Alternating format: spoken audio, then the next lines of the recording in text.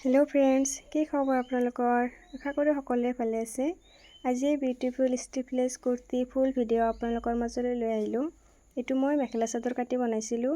চাদৰটোতে প্ৰথমতে এটা জেকেট বনাইছোঁ। জেকেট বনোৱাৰ ভিডিঅ'টো মোৰ চেনেলত দিয়া আছে, আপোনালোকে চাই ল'ব পাৰে। বাকী যিখিনি কাপোৰ আছিল সেইখিনি দি মই কুৰ্তিটো বনাইছোঁ। মই কাপোৰটো প্ৰথমতে লাইনিং কাপোৰত কাটি ল'ম। দেখিছে মোৰ কাটাটো হৈ গৈছে। মোৰ সেইখিনি ভিডিঅ' হোৱা নাছিল যিখিনি মই কাটিং কৰিছোঁ।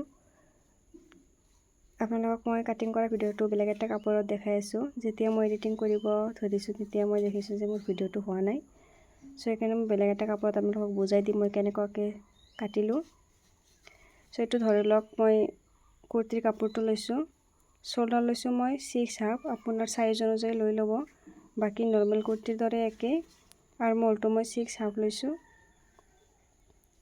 চেষ্টটো মই 8 লৈছোঁ, আপোনাৰ চাইজ অনুযায়ী লৈ ল'ব। 1.5 ইঞ্চি মই এক্সট্ৰা লৈছোঁ। এবাৰ আপুনি কুৰ্তি একেলগে কাটিলে তলৰ ফালে যিখিনি কাটিব লাগে কাটি ল'ব। মই নেকখিনি দেখাইছোঁ। নেকটো ভালদৰে যাব। নেকৰ মই 6 লৈছোঁ দীঘলটো, 3.5 লৈছোঁ বহলটো। এনেকুৱাকৈ মাৰ্ক কৰি মই চাৰ্কল বনাই ল'ম।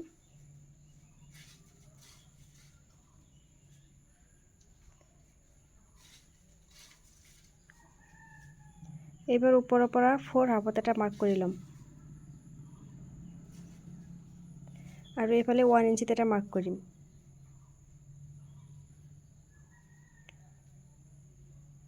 এইবাৰ এই মাৰ্কটো মই ৰাউণ্ড কৰি মিলাই ল'ম।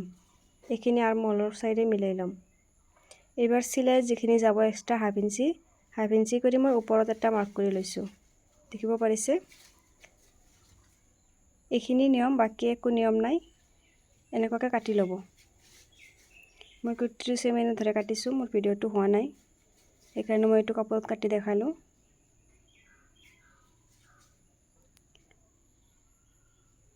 এইটো দেখিব পাৰিছে? এবাৰ মই কাপোৰটো পাৰি লৈ মেইন কাপোৰত পাৰি মেইন কাপোৰটো কাটি ল'ম। মেইন কাপোৰটো মই 4 ভাগ কৰি লৈছোঁ। লাইনিং কাপোৰটো 3 ইঞ্চি মই কম ৰাখিছোঁ। এইখিনি তলৰ ফালে মই পটিটো জইন কৰিম। আপোনালোকে পটি নলগালে 3 ইঞ্চিমান বেছি ল'ব। এইটো মই ফিটাৰ কাৰণে লৈছোঁ। 3 ইঞ্চি দীঘল, 3 ইঞ্চি বহল। মোৰ 9 ইঞ্চি লাগিব। 1/2 ইঞ্চি কৰি ওপৰত যাব। এইটো চাইডে আৰু সেইটো চাইডে 1/2 ইঞ্চি কৰি যাব। 9 ইঞ্চি মোৰ ৰৈ যাব। 10 ইঞ্চি 1 ইঞ্চি মই এক্সট্ৰা লৈছোঁ। এইবাৰ মই কাপোৰটো তলৰ ফালে লাইনিং কাপোৰটো ৰাখি 1/2 ইঞ্চি কৰি এক্সট্ৰা লৈ 1 ইঞ্চি কৰি ৰাখি চিলাই ল'ম। এইটো জুখি ল'ব, 1 ইঞ্চি কৰি থাকিব লাগিব। মই এতিয়া চিধা কৰি ল'লোঁ। চিধা কৰি লৈ মই আইৰণ কৰি লৈছোঁ। দুয়োটাই মই একেধৰণে বনাই লৈছোঁ। এইবাৰ মেইন কাপোৰটোত লগাই ল'ম।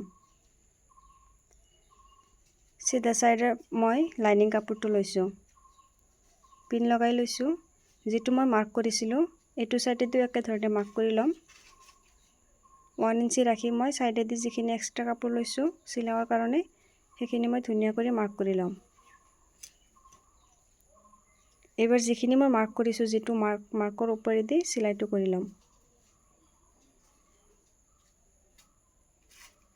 এইবাৰ এইটো 1 ইঞ্চিটো এৰি দিম, ইফালে ফিটাটো সোমাই দিম। একেলগে দিব পাৰে, মই দিয়া নাই, মই পিছত দিম।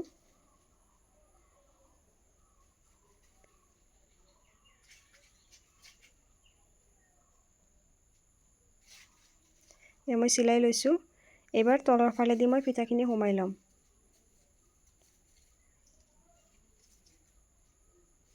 এইবাৰ 1/2 ইঞ্চিত মাৰ্ক কৰিছোঁ, সেইটো মাৰ্কৰ ওপৰত চিলাই লৈছোঁ। এইবাৰ চিধা কৰি ল'লোঁ। চিধা কৰি লৈ এক চাপ দূৰত চিলাই কৰি ল'ম। একেবাৰে চাইডেদি দিয়া নাই চিলাইটো, আপোনালোকে ইচ্ছা কৰিলে দিবও পাৰে। কাপোৰটো ভালদৰে টানিব যাতে লাইনিং কাপোৰটো ওলাই নাহে। একেধৰণে মই গোটেইখিনি চিলাই কৰি ল'ম।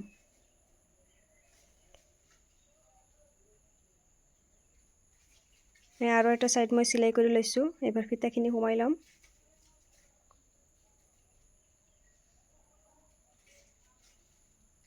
একে নিয়মেৰে এইটো চাইডে ফিটাটো সোমাই লৈ চিধা কৰি ল'ম।